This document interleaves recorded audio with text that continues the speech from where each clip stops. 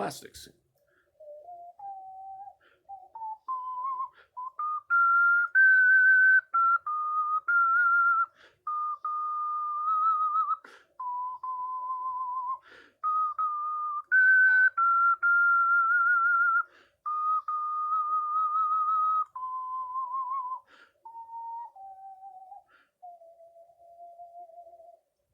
Interesting. They've been making a lot of really good, sorry, nose hair. Really good, actually, even like professional PVC and ABC woodwinds. Like for something like silver flute, it'll cost infinitely more. They've actually made decent. I can never really quite get the brochure part right with this, and all that stuff. It seems that even if I move this a millimeter, it gets so long, and your arms are literally out to here, and you're trying to blow, it's like it just throws it off. But at the same time, I've always loved the ocarinas and stuff like that. Little vessel flutes. They're just fully chromatic, but you know, typical flutes that are expensive and things like that. They've actually been making a lot of modern day plastic equivalents that are actually really good. The thing with plastic is that, unlike my very first ocarina, which was really thin and airy,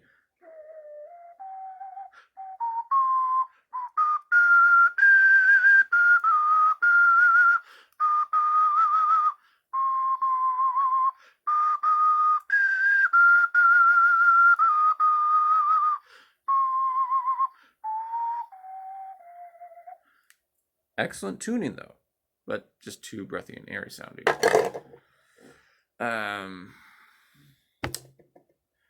They've been able to get plastics that sound really good. Ocarina with like really high end like silver flutes and things like that, and it's pretty impressive. You just gotta use the right kinds of plastics like ABC or even PVC. This was made from polycarbonate. It's not the greatest on sound necessarily, but this is a first note one. It's basically another brand version of the exact kinds that they made during the World Wars. That soldiers would take them with them because they were small and pocket size. This or a harmonica with them. And if you could hit this goes into soprano range from alto to soprano. And literally an ocarina can hit is fully chromatic. In that, like a cello, where you don't have any fret bars that cut off some notes, you can hit every single. You can hit every note in the scale of what this is tuned to, like alto C. So it's a tremendous advantage of being able to play all kinds of familiar music, even experiment and learn new music. That's the strength of the ocarina. It's the most practical woodwind to play in the amount of music you can play on it because it's fully chromatic. But so ABC plastic for sound wise is superior to polycarbonate, and you can drop them and stuff. Of course, don't try to drop them intentionally. They're beautiful. But if it does get dropped, heck, I could even, when I was like younger, started picking this up in 2002. So I just thought, I was like, there's a flute that's pocket size that's like you can take with you wherever you go. That's all one piece. I thought that was amazing. This I've actually sat on by accident, years ago, and it's like, and basically doesn't break. Same with this one.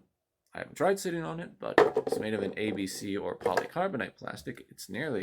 I've dropped this before by accident. Whereas with ceramics, give ocarinas the best sound, and you don't want to drop these like that or try to sit on them. Of course, this one, there's enough material, you could probably sit on it and it would hurt you. But, it would easily, because of its length and stuff, would crack. You don't want to drop this either. It's beautiful. But yeah, there's been a lot of PVC and ABC materials used in modern flutes, like the ocarina. And also, like traditional concert flutes, and they sound great. They have a subtle warmer tone. That's why they make silver flutes from either their base metal and coated with silver plating, or they're completely silver or made from metal that has essentially has a brighter, sharper sound resonance. That's why something like, for example, the penny whistle. They're made from a number of materials, but here's one made from tin, and it's bent tin, and okay.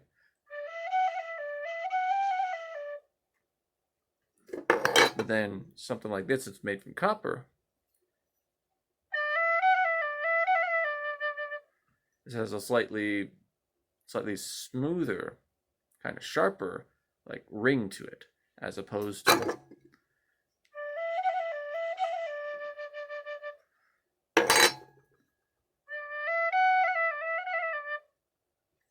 because the metal, the way the sound carries through it, and yeah, so for some strange reason, it affects the timbre of it. So this has a brighter, smoother sound. This has more of a lower, smoother, breathy sound.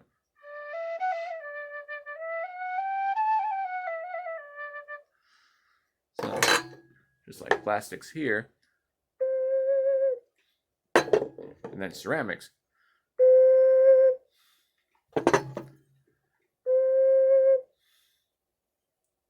So this has a slightly pure sound going up to scale, and this one has a, it does, but it's a little more, little subtle scratchiness. So yeah, it's really cool to live in a time when flutes and, traditional like stuff like the silver flute, and then you have like thimble flutes, like the penny whistles, can actually be made for inexpensive prices, and they sound high quality. People say cheap and expensive. I prefer to use the term cheap when it's like they made something for a low price, but like it's not very good. I use inexpensive to describe good quality at a low price. Which actually is a wood note ocarina. I think the brand name makes it look really cool. Like wood note, the Ohuhu ocarina, and the Aklat, AKLOT, Dragon Tooth ocarina. They're high quality at an inexpensive price. Not cheap. They're not cheap. Heck, you could even argue that this little thing that at the time cost under $10, it doesn't sound great, but it's still a quality instrument because of its how they designed it. Not because of sounds like a but this was meant just to be a quick little musical. It's technically not even really a toy because it's tuned perfectly. That even goes into from the alto into the soprano range. The purpose of this was it's a purely functional ocarina. So you got both volumes that sound right. The overtone volume, which is as loud as a penny whistle. Then you got the louder volume, the projecting volume I call it. So you can play with a bunch of people singing and other instruments, or you can actually play in more quiet venues just to yourself. So this is a perfect ocarina, first note alto C ocarina, in that it's purely functional. So Ohuhu ocarina is a good all-around ocarina. This wood note ocarina is it doesn't have such a good overtone volume, so it's not at the decimal of a penny whistle, but it has a good projection volume. This one is like 5 points shy of the volume of a penny whistle, on the overtone volume, which is the first volume.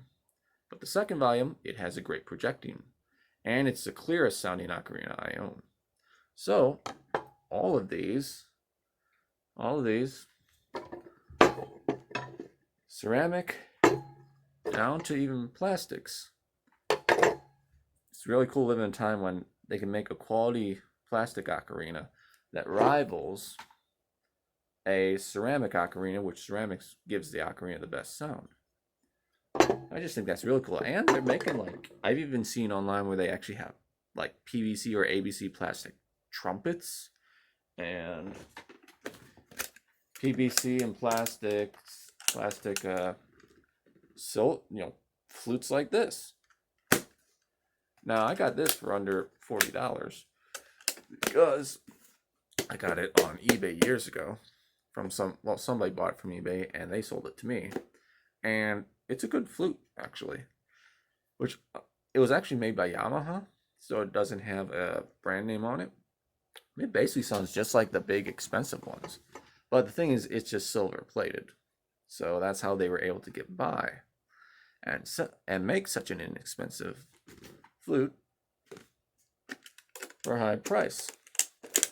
I just personally, I can't get the embouchure right and keep it straight at the same time. And the additional physical parts that actually cover up the holes, I would more want to learn. Like an embouchure flute where you're blowing like that into the tube. I would more like to learn on an Irish flute, because it has a traditional finger holes like a penny whistle or an ocarina, but it has so, I'm not good with things that have like to cover the finger holes. You got to have these separate parts that are separate from the instrument but attached at it at the same time. Even I play a pipe chanter for bagpipe, and the pipe chanter, it doesn't use like where you have the holes and then has like a spring here and a part you got pushed down. I just don't do that very good. I could probably learn it, but nah. But either way, plastics versus ceramics versus tin and copper, and it's so cool just to be in an era when the flute and instruments, even other instruments that aren't flutes, that can be made for like inexpensive price. Music is so accessible. Yeah, it's sad that like more people aren't getting into music and stuff because they're like, well, I was never born. You have to be born a musician or an artist. It's like, no, that's not how it works. You develop. You simply develop. If everybody really tried, there'd be rare cases where they couldn't play some instrument of some kind. And this may sound silly, but technically the kazoo is a kind of instrument. If you really look into instruments,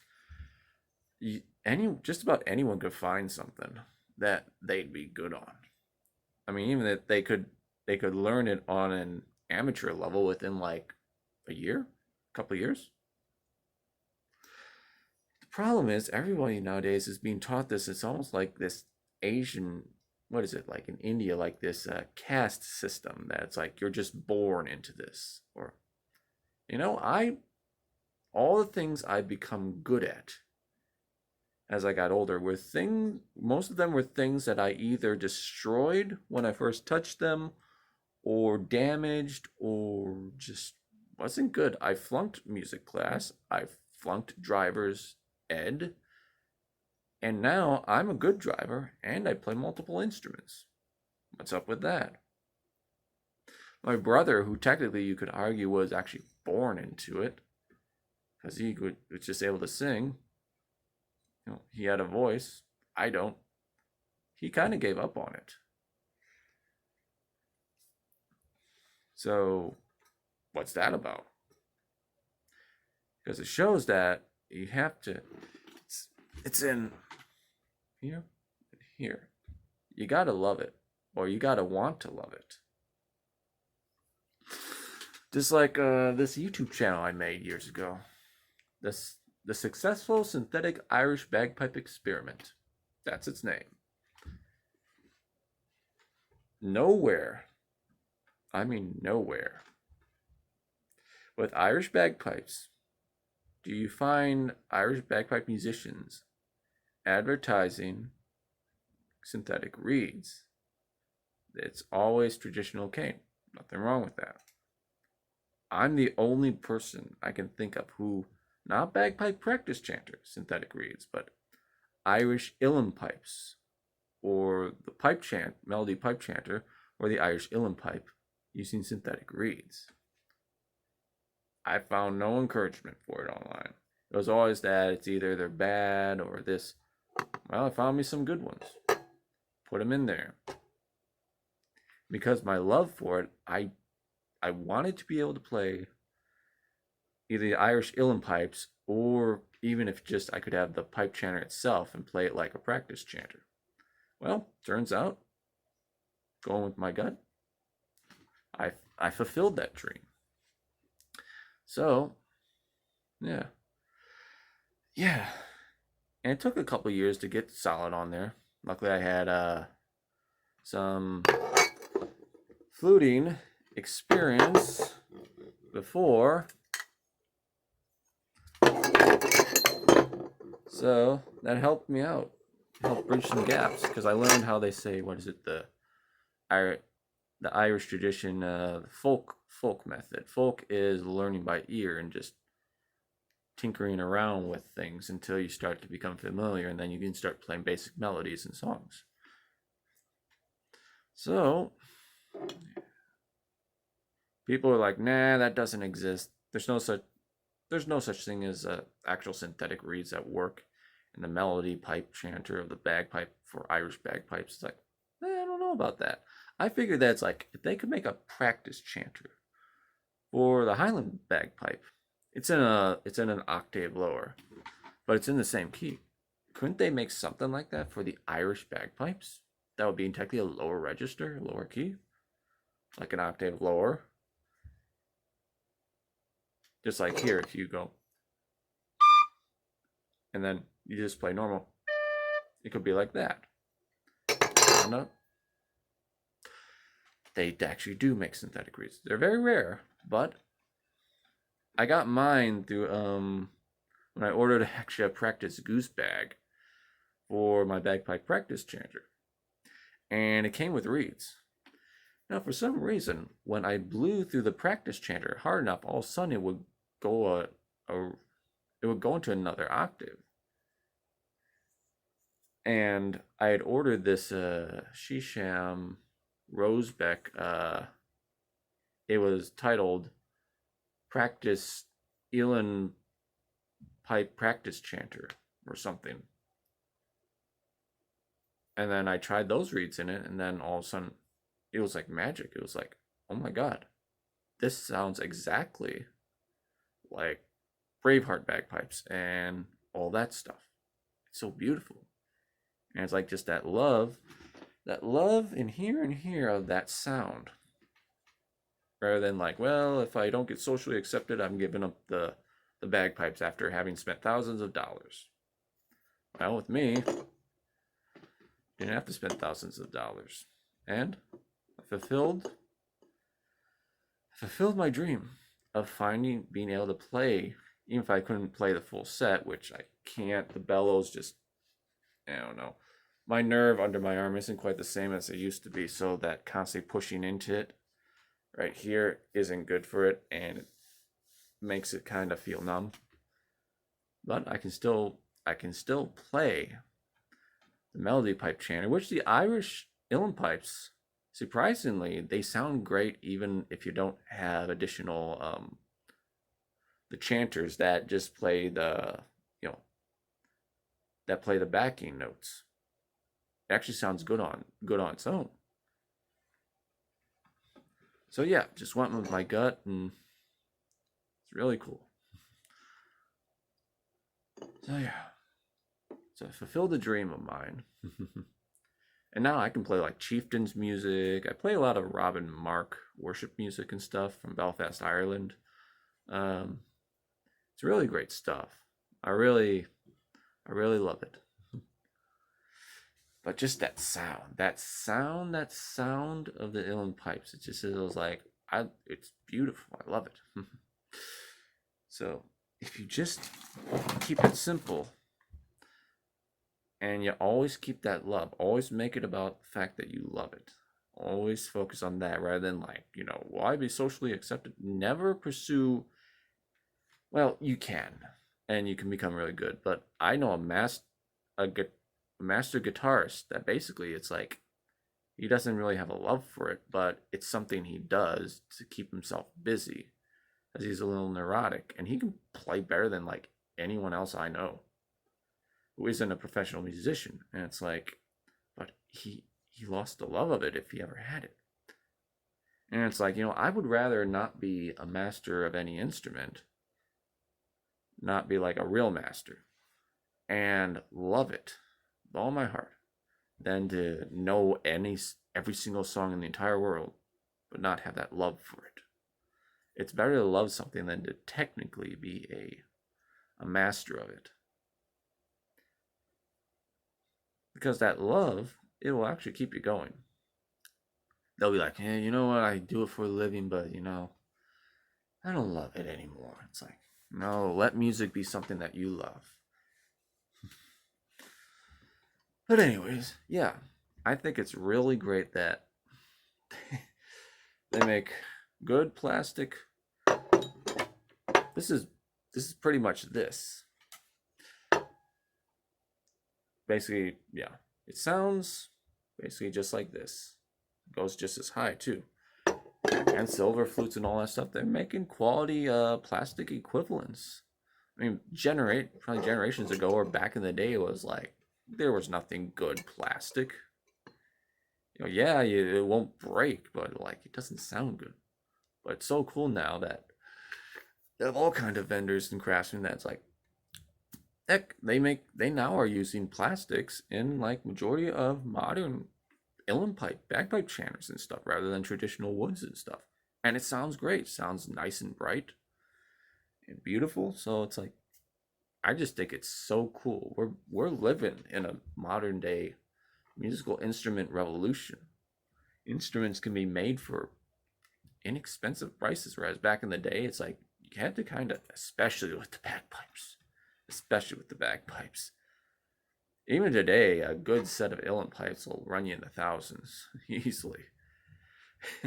I remember listening to one piper, and he was talking with his friend, and it was hilarious that it's like, the one guy was like, "Hey, do you want to purchase a set of Irish uilleann pipes?" It's like, "You mean one that costs as much as a brand new car?" It's like, "Yeah." I thought that was hilarious.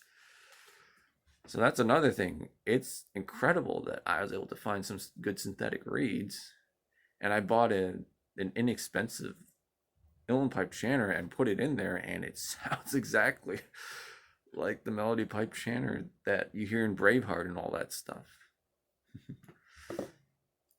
So, well, yeah. Anyways, enough of my rambling.